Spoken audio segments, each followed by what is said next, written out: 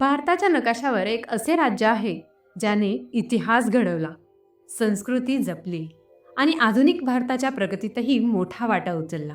हे राज्य म्हणजे आपला अभिमान, महाराष्ट्र. पण महाराष्ट्राला महान का म्हटले जाते? चला पुढील काही मिनिटात जाणून घेऊया.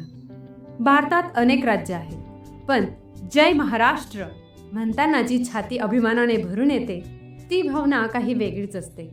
पण असं का? कारण महाराष्ट्र म्हणजे फक्त नकाशावर दिसणारा एक भाग नाही. महाराष्ट्र म्हणजे इतिहास, संस्कृती, मेहनत आणि स्वाभिमान यांचं जिवंत उदाहरण आहे. जरा विचार करा, ज्या भूमीवर छत्रपती शिवाजी महाराजांनी स्वराज्याचे स्वप्न पाहिले, ज्या भूमीने जगायला शिकवले की मोठं साम्राज्य तलवारीने नाही तर जनतेच्या विश्वासाने उभं राहतं, तो महाराष्ट्र. आणि फक्त इतिहासच नाही, आज जर भारताची आर्थिक राजधानी कोणती असेल तर ती मुंबई. देशभरातून लाखो लोक स्वप्न घेऊन इथे येतात. काही यशस्वी होतात, काही अपयशी. पण महाराष्ट्र प्रत्येकाला एक संधी नक्की देतो. महाराष्ट्राची ओळख फक्त शहरांनी होत नाही. एका बाजूला कोकणचा सुंदर समुद्रकिनारा, तर दुसऱ्या बाजूला सह्याद्रीच्या उंच डोंगर रांगा.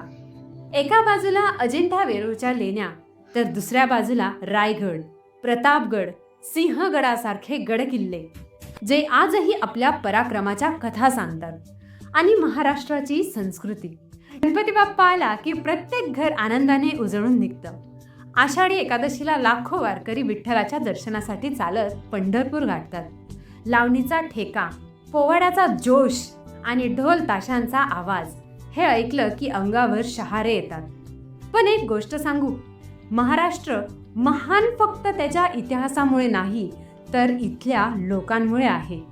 इथला शेतकरी उन्हात घाम गाळतो, इथला जवान देशासाठी सीमेवर उभा राहतो, इथला कामगार दिवस रात्र मेहनत करतो आणि इथला विद्यार्थी मोठी स्वप्न पाहून ती पूर्ण करण्यासाठी झटत असतो. म्हणूनच महाराष्ट्र आजही प्रगतीच्या मार्गावर वेगाने पुढे जात आहे. शेवटी एकच सांगावंसं वाटतं, जर तुम्ही महाराष्ट्रात जन्माला आला असाल तर त्याचा अभिमान बाळगा. आणि जर महाराष्ट्राबाहेरचे असाल तर एकदा तरी या भूमीला भेट द्या. कारण महाराष्ट्र पाहायचा नसतो, महाराष्ट्र अनुभवायचा असतो. जय हिंद, जय महाराष्ट्र.